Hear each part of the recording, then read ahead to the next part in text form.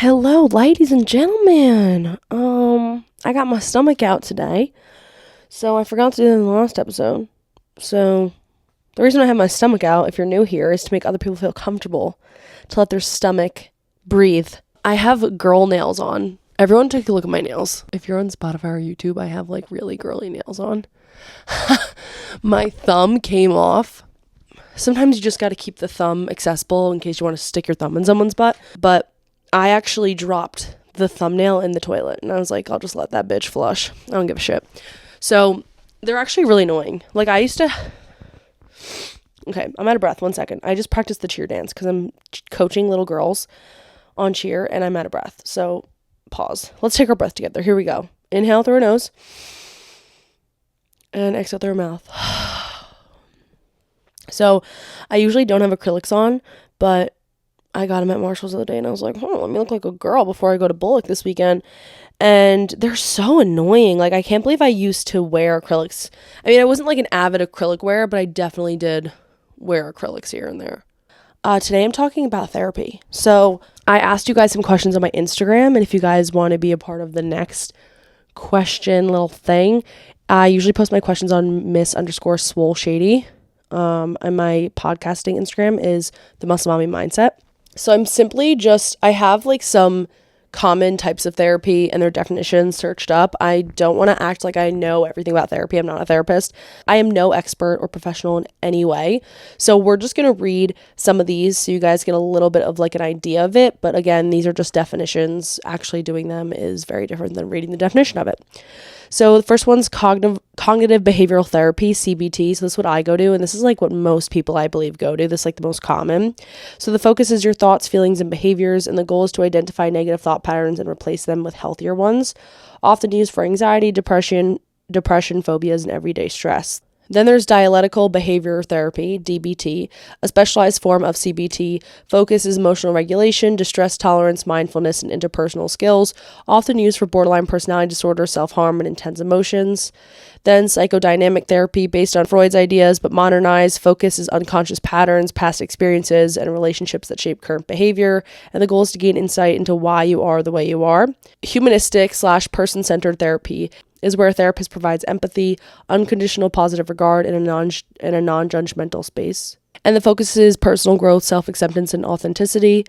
Then acceptance and commitment therapy, ACT. The focus is accepting difficult thoughts, feeling instead of fighting them, uses mindfulness and values-based strategies to help clients take action. And then this last one I'll read is eye movement desensitization and reprocessing, EMDR, which is often used for trauma and PTSD, which uses guided eye movements or other bilateral simulation to help process traumatic memories. Then I'll just quickly list off some other ones. There's couples therapy, family therapy, group therapy, trauma-informed therapy, play therapy, which is like common with children, and art, music, movement therapy. There's probably like 1,000 different therapies, but I just wanted to give you a little bit of an idea. And to my knowledge, CBT is like the most common, and it's just basically like talk therapy. And I'm going to talk about what it's done for me, why I got into it, and then answering some of your questions. And I'm also going to go into some questions I asked my therapist. So you guys can use what she says as sort of like a guide if you're thinking of joining therapy. She said some really good stuff. So stay tuned to that at the end. Want to first talk about how I got into therapy.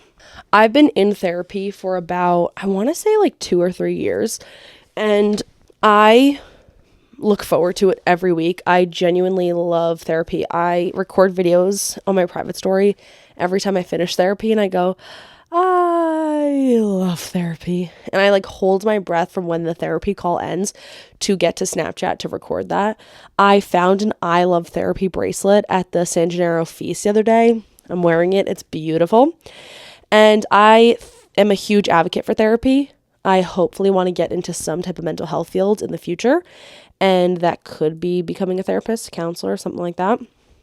We'll, follow me along my journey. We'll see. I remember when I was younger, the first kind of thought I had about therapy was like this scary thing. Because I remember me and my brother would always fight. And my parents we're going to put you in family therapy. We're going to go to therapy. It was almost like a threat. We're going to go in family therapy. And, they would definitely say it when they were very heightened in emotion because there was so much in the middle of a fight of me and my brother. as kind of like a threat. I think it's like, if you guys don't stop fighting, we're going to therapy. And then I think it also kind of came up times where like they just were genuinely like concerned after days of fighting, just being like, oh my God, like I need to go to therapy with these kids. So we never went to family therapy. But so that was like one thought like I remember about therapy. And then I also remember like seeing family therapy commercials on TV mixed with my family also saying that to me. And it was like kind of like those Huntington like tutoring commercials, but it's like you can see parents like shrugging their heads and being like, oh, and then like you see them like happy all together at the end. And I don't know, it kind of like freaked me out. Like I was always a little bit nervous and scared about it. I didn't know anybody in therapy. I just didn't like know what it really was. And then the only other thing I remember knowing like anything mental health related was when people used to go like get checked into mental hospitals in my school in like the 8th or 9th grade. Like that was like it felt like it was happening with a few people all at once. Like it felt like it was like a little era where in school I remember it happening very consistently with just like I kept hearing it about different people. So you hear like, oh, a mental hospital, and then you hear like, I don't know, these weird commercials or like your family being like threatening you to go to therapy, and it almost becomes like something that's like scary and something you don't want to go to, and something where you like think that there has to be something really, really wrong with you to go, that you must really need professional help because you can't do it on your own. So that means like now you have to hire a professional. And a lot of people are like, I'm not going to pay someone to listen to me speak. Or like, it's like the same thing when people are like, I'm not going to pay for friends. I'm not joining a frat or sorority. It's like, all right, that's not what we're doing here. Like, but I think that's what like the misconception is like I think people feel weird about needing help or just admitting that like talking about their feelings is a healthy thing to do and they should be doing it. They kind of tell themselves like, if I'm not suffering really badly right now to where I feel sad all the time, or really like whatever consistent feeling maybe over a long period of time, anxiety, stress, then I don't need to talk to somebody. Like that just I don't need to talk to somebody. I've heard it so many different times. And I don't think it's really like something that you need to qualify to be in, like, oh, this person can't handle their stress, they can't handle anxiety, they need to go to therapy. Like, I think therapy is genuinely something everybody can benefit from. And to think that, like, at one point I felt this way too, where you're just like, yeah, there's really no need for it right now. Like, I don't really need to go to it right now, is just like one of those things that like, that it will help. I mean, some of you do, some of you don't. But like deep down, someone knows that will help them, but they just don't want to take that step. And I think that could come from maybe like the comfort they feel of sulking in their feelings and not want to push themselves into that uncomfortable zone of actually dealing with them and talking to an unbiased person about it, or just things like that where they feel that they don't need a therapist, so therefore they don't need to go, like they're not going to go to one. I remember actually Alex Cooper was the person who normalized therapy for me, and she would just talk about, like, the way she talked on her podcast didn't seem like she was like this extremely mentally ill person. And now I have this different view on therapy, so I'm just saying this, like, the way I'm talking is how I was thinking back then, where I'm thinking like, okay, this seems like kind of like an average normal person. She's in college, she's social, she talks to people, and now she's talking about like, oh, my therapist said this and I went to my therapist about this. And she made it so normalized, like, because she was talking about it. For me, it felt like she was normalizing it. And I think before that, people would always be like, oh, they go to therapy? Like, what's wrong with them? Why does that person go to therapy? They must be dealing with something really harsh.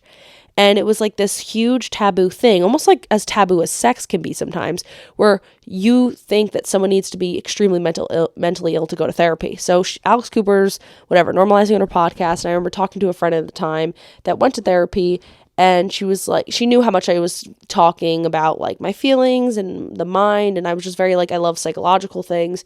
And she was like, you would love it. Like, you would actually love it. And I had talked to a few people that were like, you would really like it. And then over time I met people who went to therapy. My best friend went to therapy. A few of my friends were going, and I was like, okay, this is not like, you don't need to be somebody who is dealing with like immense amount of stress, anxiety, or depression to go to this thing. And like, it was interesting too, because I would ask my friend, like, what is therapy like? Like, tell me about what a session is like. Like, I didn't really quite understand it. It was like this foreign concept to me. And then over time, like when I actually just took the leap and did it, we'll get into that of what it actually was like and what it is like now today. But it's something that like you will make so many assumptions about it and so many reasons not to go that you'll end up pushing away something that is good for you and is going to help you. I think a huge misconception people also have is like they think like a therapist is going to tell them what to do to like fix themselves. I think, in my opinion, if you have a therapist that is like telling you exactly what you need to do to like fix your life, that's not really like a therapist that knows that like, okay, not everyone's just going to listen to you. Like, nobody just like listens to somebody to tell them to do something. If you tell someone to like leave their relationship, they're not, and no matter how much evidence you have to back it up, they're not just gonna like leave the person they're in love with. It kind of reminds me of that. If you tell a person like, this is what you have to do, most people I think know what they have to do. Most people know they should be meditating, they should be doing breath work. Most people know that they shouldn't be on their phone 24/7, or that they need to get up when they're feeling depressed, or they need to do all these things. It's a matter of like actually doing them that they don't have the motivation to do. And giving yourself space to talk about that can be the thing that actually helps you start accomplishing those things, is like allowing yourself to validate the emotion, give space to it, and talk about it in therapy. So then you can actually start making some progress with it on your own. I can't even say my therapist has ever made me do something, like ever. Like, she's never been like, you have to leave this person. No matter how much she wanted to scream leave when I was with my ex, like she would never say that, because she knows like nobody's going to listen to that. That's not how it really works. Where they're not here to just, give you a list of things you have to do, and then you do them, and then you're fixed. I've heard a few different ways people talk about therapy. I've heard, my friend told me that it was kind of like when you get like a dresser to build, and you have all these pieces around, and therapy is the thing that like helps you put all the pieces together and actually make the dresser. I thought that was really beautiful, because it just reminds me of how like we may have tools and access to things, but when you have the space to talk about what you can do with these tools, or like how you can actually help yourself, putting all these things together, talking about with a therapist is like creating that toolkit to put the dresser together. Or they also said, I've heard somebody say like they have a bunch of shit in a closet and it's all just like piled up, and the therapist is just basically helping you take it out one at a time and sort it out. And I love that. I think therapy can just be used as a way to like build up your toolkit on how to help yourself when you experience certain emotions or are feeling overwhelmed about certain things in different ways. And where people think that like therapy is something where someone's just coming there to help you fix yourself is wrong. That's not what's happening. Like, you're doing the fixing, you're doing the healing. I don't even like using the word fixing, but like you're doing the healing. You only get out what you put in. And if you're putting in a lot and you feel like your therapist is hindering you from growing because they're just not, you'll feel, I feel like when you have a bad therapist, like, okay, this person's not giving me what I want out of this, then it's like, okay, I'm putting a lot into this. I just need to change the person that I'm putting it into. And then that's when you can try out a new therapist and figure out, okay, here I am putting in the work and my therapist is actually helping me with this work. It's like going to a tutor to be like, hey, teach me how to do geometry, and they have no idea how to do geometry. They're like an algebra tutor. And you're like, okay, well, here I am trying to put in the practice and work, but you can't really help me get any farther in this subject, so why am I going to you? So I actually got very lucky in finding a therapist as one of my first therapists that I still have today. And to me, she's great. Like, she is a therapist that I feel comfortable going to about anything. I don't feel like I'm going to be judged by her, and she helps me with boundaries. There's so many different things that she helps me with that, like, when I just ask her sometimes for advice, and sometimes I'm just like yapping, but then when I'll come to be like, what do you think of this? How do you, like, what should I say to this? She always comes with like a really helpful little thing to say. And then I'm like, damn, okay. Because a lot of the stuff, like, I know how to think positively. I know what I can tell myself to get myself out of ruts. but it's different when you hear it from another person. And I don't mean like her, like, okay, I'll give you an example. So let's say I am thinking very deeply into something and I'm like, I feel like these thoughts are something that I shouldn't be thinking. Like, she'll kind of do this thing where she'll just be like, if this is not something that's affecting your daily routine, you're not like bedridden by this, and it's a harmless, let's say, fantasy or a harmless thought, like, you shouldn't be guilting yourself about this thought. Like, it's a normal thing that a lot of people experience, so something like that, where just hearing someone validate you, not like hearing someone just tell you, hey, think positive things, like literally hearing someone validate your thoughts, oh my God, it makes so much of a difference. You actually, for a second, are like, oh, I'm not going crazy. And then that helps you move to newer things that you want to work on. So I started going, I'm going to be honest, as the time I decided I was going to therapy, it was something that it was on my to-do list where I was like, find a therapist. And I felt very like, well, I'm not like, nothing's like dire. There's nothing like dire happening right now. I'll just put it on my to-do list and get around to it. And then finally one day, after so many months, I was like, you know what? Fuck this. Let's do it. So I booked like some free consultations on alma.com. Hopefully there's some way I can get like some affiliate link or something like that. I'll try to link everything below. Let's see if we can get some better help in here. Whatever it is, I'll look up different sites that you guys can access and I'll link them in my description below. I started using Alma and I put in like what types of things I struggle with or why I'm actually going to therapy, and the reason literally was just to like talk about my feelings and continue growing and open mindset and feel good about life, feel good about myself. Like, it was just a very general thing. It wasn't like I was really like there wasn't anything crazy going on. But looking back, there actually was, so I'll get into that. But then I remember I got matched up with someone, and you just do like a free consultation. They gave me a few matches, and I talked to her, and I feel like usually this happens like when every free consultation, like most consultations are free, and you just meet the person is basically what it means, and you say like what you want to get out of therapy, and they say what kind of help they can provide you. And usually the first thing that is always talked about, or at least for me, is like if our insurance is going to work. Like, what kind of copay am I looking for, and will it work with them? So for me, I would just tell them, okay, I'm looking for a very low copay. This is my insurance. Let's see if it matches with yours. And usually sometimes the website does it for you, but it's always good to like double check. It didn't match with this person, but I really liked her. So she referred me to a new person, which is my therapist I have now. And then I got in a free consultation within like literally probably like 3 days or 2 days after that. And from that free consultation, me and my therapist, Carrie, booked our first appointment. And it was just like that. It happened like once I got around to that on my to-do list, I was having my next therapy session within the next week, which is one of those things where it's like you procrastinate so long, but when you actually just do it, it takes like 2 seconds. And all of a sudden you're in therapy. The first session, I don't really remember exactly like what I was saying. I think I just kind of updated her on like any things that were going on in my life. I think a lot of people, if they have a therapist that's not working for them, they don't want to get a new one, or they just kind of want to give up it entirely because they're like, I don't want to re-explain everything. And I get that. Like, I understand that. But sometimes I think you don't need to re-explain everything. You can just explain what's going on in your life right now. And as you talk about things, you will find connections to the past, and then you can explain those connections to the past. It doesn't mean you need to go through like an entire hour of a story of how you and this person's relationship unfolded, but picking out important pieces that relate to what's happening to you today. And slowly over time, things will just unravel. And that's how they'll get to know your past. I don't think you have to make it like a thing where, okay, now I have to tell them every single thing that's ever happened to me. Like, that'll just come with time.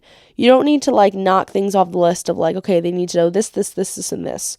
Focus on what's going on in your life now, and those connections that go to the past can be the things that just come up over time, and they'll feel good to talk about. It doesn't feel like you're just reading off like a list, like a chore, like, yes, and this person traumatized me because this happened when I was younger. Like, it can be something that just comes up as time goes on. So I, very early on, loved therapy. I don't think there was a time where I was like, I don't like therapy. I like talking about my feelings because I just know it helps me. I know. It's like, I'm so into the mind and psychology and like how everything works, attachment styles, how I am in relationships. I'm so interested in figuring out me that like I find talking things out to be so helpful and so interesting. Like to me, it's like, who wouldn't want to peel your own onion? Like I love peeling my own onion. I love it. Oh, just made another little funny thing. Like when you peel your onion, you usually cry. Listen, you gotta be okay with crying. Peel the damn onion. Which is funny because actually when in real life, when I peel onions, I make Adriana do it. But anyways, I'm done with metaphors, but I'm not joking. I have another metaphor for you guys. This is a big one. Do not teach yourself how to swim when you're drowning. You don't need to wait till you're drowning to sign up for swim lessons. Like you can get a therapist now without you having to be in a crisis where you need one. And then while you need one, now you have to explain to them all of these things, which you're probably annoyed to do in the first place. You can start things when you're feeling good. You don't need to wait till you're sad to meditate. You don't need to wait till you're sleep deprived to start focusing on your sleep. You don't need to wait till your body feels like you're in so much pain to start doing mobility. Do things while you are feeling good so that when you aren't feeling good, you have those quick, accessible tools. Like, okay, I know when I'm sad, I do this. I know this is going to help me in these scenarios. Don't wait till you are struggling so hard and then you're like, fuck, now I need to go find a therapist. That's when it's going to be extremely hard to find a therapist, when you're struggling extremely bad and the last thing you want to do is go check off and meet a new person online or in person. That's the last thing you're going to want to do. You're just going to want to sulk in your sadness or your anxiety. A little like quick summary of what I do in therapy. I'm just going to take you guys into like a therapy session with me. I usually sometimes think of like what I want to say before, or during the week I'll just be like, oh, I want to talk about that with her. I get on the phone call. Hey. Okay. I immediately jump into it. It's like kind of like a gossip session, you know? You're not talking shit, but you're you're talking about everything.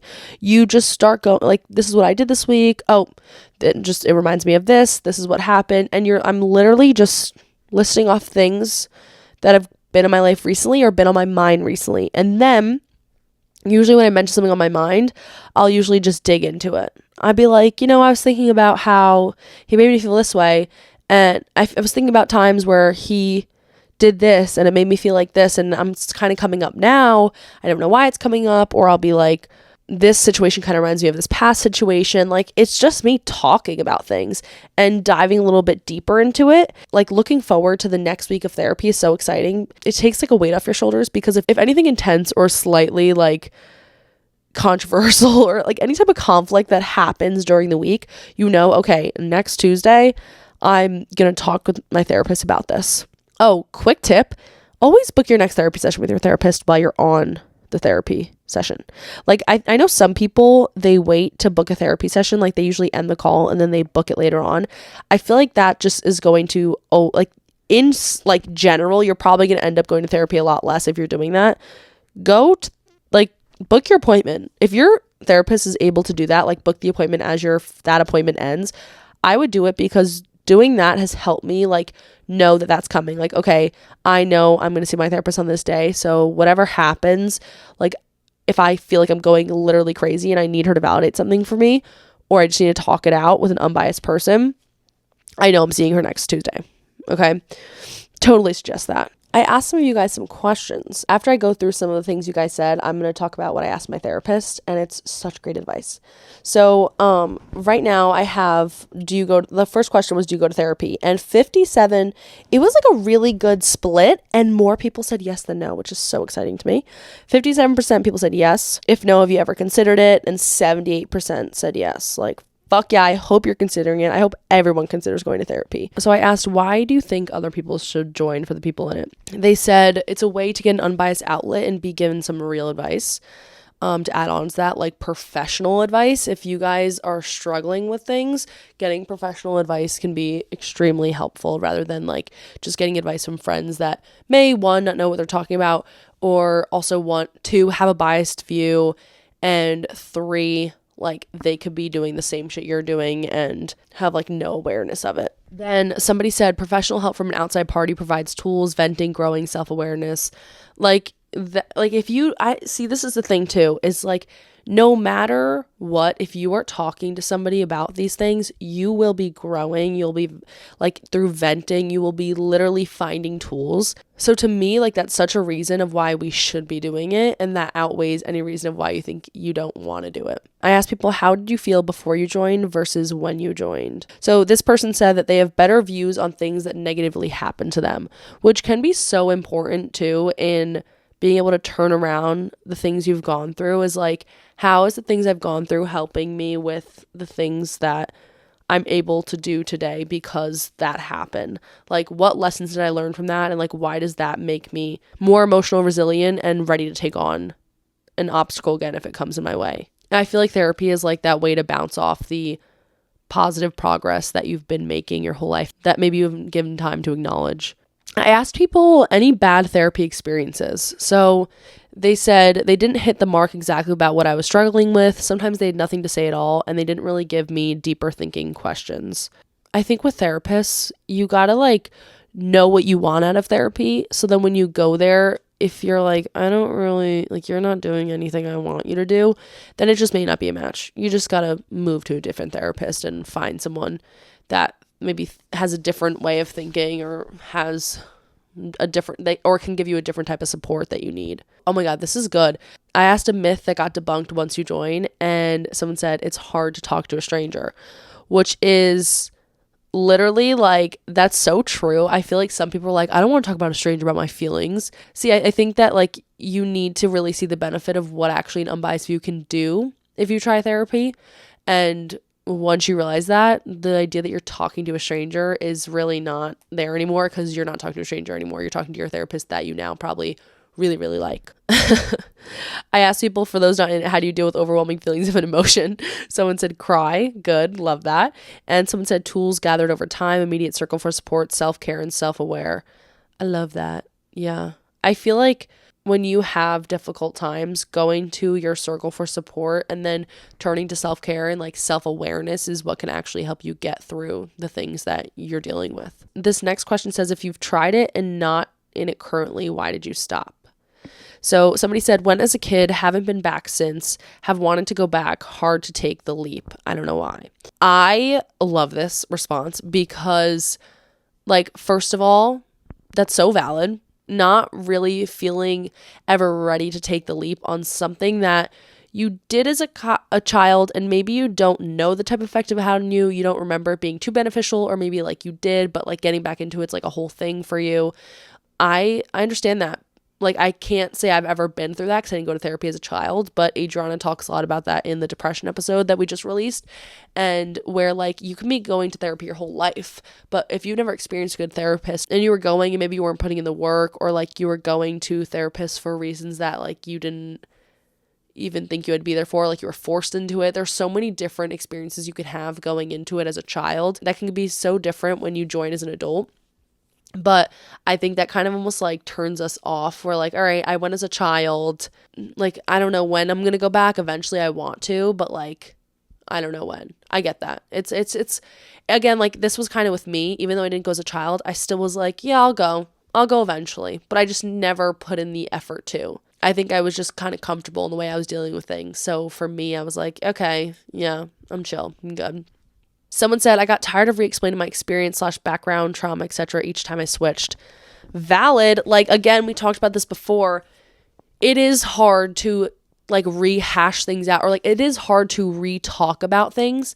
But to give you some hope, if you do ever want to go back into therapy, for people who feel this way, like I said before, yes, you may not have to describe the laundry list of things that have happened to you on therapy session 1, 2, and 3. But if you're able to just talk about one thing and quickly bring yourself back, you actually bring yourself back may benefit you and may help you find things that you never even realized. Like, I think we're always coming to realizations the more we talk about things. So maybe you having to rehash some things, or like re-talk about things that used to happen to you, could actually end up being really helpful.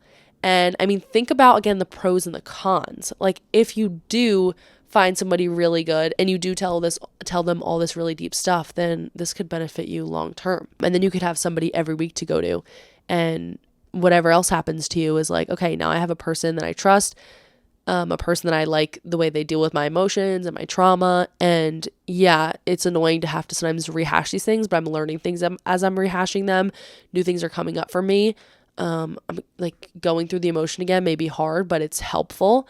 And yeah, that could be something that could like be really amazing if you want to try to put in that effort for the long-term gain. But again, I can understand how, I mean, like, I haven't had to re-explain it, so I can't imagine what that feels like to start over with a new therapist, but I'm sure it's difficult. It's probably very difficult, and I can understand why a lot of people don't want to get back into therapy because of that reason. So you're definitely not alone. Someone said, tried after my parents' divorce and was so turned off by the therapist I never went back. Now trying to find in person is impossible. I can't keep going to find a good therapist. Okay, I love the fact that like that was said, because the things I asked my therapist, she did talk about something that I want to talk to you about, which also answers another question somebody asked, which is how to navigate actually finding a good therapist. So let's quickly get into it. I asked my therapist, for anyone debating on joining, what would you say to them? She compares it to dating, because when she was talking about it, I was like, this literally sounds like dating. And it is. If you meet somebody and you're like, yeah, we're not a match, if you just give up on dating entirely, then you will never find your match. And it's the same thing with therapy. You go to therapy, you try to find your match, as in, okay, this is what I'm looking for, this is what I want from this person. And if they are not right for you, then you try again and you go to find another person. If you give up on it, then you're just never going to find anybody. And if you give up on dating, like, how many times have you guys been heartbroken and thought like, fuck this, I'm never getting into a relationship again, I'm not doing this again, and then you actually found another person? Or like you were like, I'm never going to be attracted to anybody else again, like I'm literally in deep fucking duty, and then you find a person, you're like, wait, I actually can think people are attractive after breaking up with my ex. I think like finding a therapist is a dating game. It's like, all right, you're not floating my boat, you're not matching my energy, I need something else. And don't stop until you find it. I asked her, what does progress in therapy usually look like? And so she said this just varies depending on the person. She said sometimes it could be breaking a habit, or starting a habit. It also can just be showing up for a lot of people. She's like, it's not cookie cutter for anybody, progress in therapy. And most of the time, like, just showing up is the hardest part, and being able to do that is progress. And that kind of goes with the whole speed dating and finding new therapists, is like just putting yourself into the position where, okay, you're on the hunt for a therapist is progress.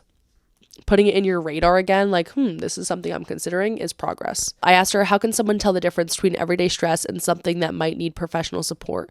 So she was basically saying, if there's things going on and, you have like your emotional like toolkit, or you have things where it's like, okay, I know this works for me, and, this is how I get out of this, then that could be your sign that like, okay, I'm dealing with my emotions in a healthy way. When you realize that, okay, maybe I need professional support, is when it feels like you're constantly in that state. Like you're, constantly feeling stressed out by things. And it's not just like you just don't know how to get out of it. That's when she was saying professional support would be really helpful for somebody who can't find themselves to get out of a certain state. I said, for anyone debating on joining, what would you say to them? And she was like, just try it out. So yeah, so that's what she had to say about therapy. Something that got erased on my notes, so I had to really, tap into my memory for that one. But yeah, I hope you guys enjoyed. I am going to try to link anything I can below to help you guys if you want to just even browse a therapy site. And hopefully, like, I know there's some ways where if you use my link, you'll be able to get like a certain percentage off or whatever it is. I'm going to try to figure that out right now while I'm editing this episode and link it in the description. But I hope you guys enjoyed. And if you're going to therapy already, like, I'm so proud of you. And if you're not going to therapy and you took the time in your day to listen to this podcast, I am so proud of you. So, thank you guys for coming, and I'll see you next Wednesday.